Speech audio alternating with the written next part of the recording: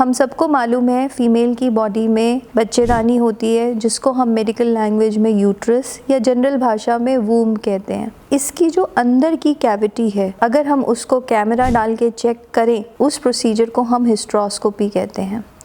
इस प्रोसीजर में कोई भी कट या कोई भी स्टिच नहीं लगता है। इस पेशेंट में डॉक्टर एक छोटा सा कैमरा जो कि एक ट्यूब की फॉर्म में होता है, वो वेजाइनली इंसर्ट करते हुए सर्विक्स जो कि यूट्रस का माउथ है उससे अंदर जाते हुए यूट्रस की अंदर की कैविटी को देखता है। Let me explain you more clearly.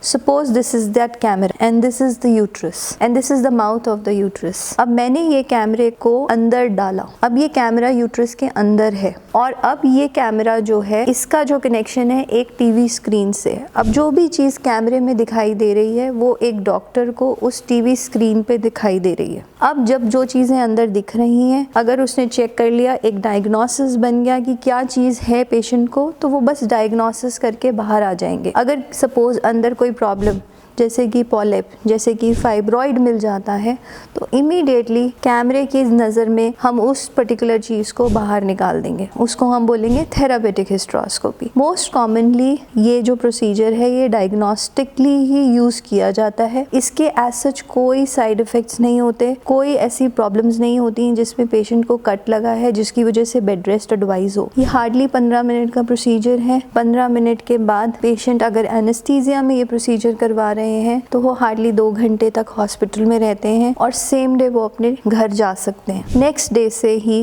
वो अपनी रेगुलर एक्टिविटीज़ जो वो पहले करते थे वो कंटिन्यू कर सकते हैं। अब बहुत सारे लोगों के माइंड में ये क्वेश्चन है, क्या हमें ये प्रोसीजर कराना भी चाहिए कि नहीं। देखो, इस प्रोसीजर के बहुत सारे बेनिफिट्स हैं और ये चीज़ें हमारे लिए यूज़फुल हैं अगर हमें डॉक्टर ने ये एडवाइस की हैं। अगर आप पोस्ट मेनोपॉजल हैं और आपको पीरियड्स बंद होने के बाद अगर ब्लीडिंग हुई है तो सबसे पहला डाउट एक डॉक्टर के माइंड में कैंसर का आता है।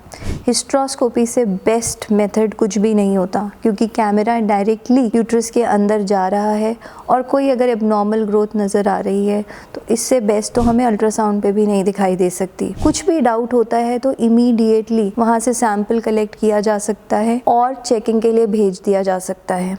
इसी तरह अगर कोई भी चीज़ हमें अल्ट्रासाउंड पे दिखी है तो भी हम हिस्ट्रोस्कोपिकली उसको चेक कर सकते हैं और अगर हमें इमीडिएटली ट्रीटमेंट करना है तो हम ट्रीटमेंट कर सकते हैं।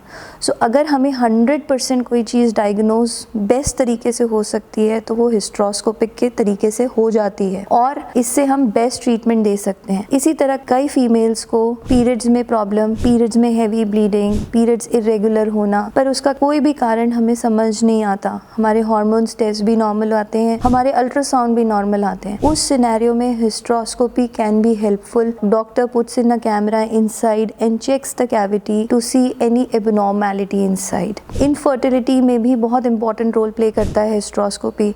इनफर्टिलिटी की ट्रीटमेंट में अगर आप IVF करवाना चाह रहे हैं तो ये बहुत ज़रूरी है जानना कि अंदर की कैविटी में कोई प्रॉब्लम तो नहीं। तो हिस्ट्रोस्कोपी के माध्यम से हम अंदर की कैविटी को भी चेक कर लेते हैं। सो ये बहुत सारे बेनिफिट्स हैं हिस्ट्रोस्कोपी के प्रोसीजर के। अगर आपको ये डॉक्टर ने एडवाइस किया है तो प्लीज़ हिचकिचाएं नहीं और इस प्रोसीजर को इमीडिएटली करवा लें। Book your appointment on Pristine Care.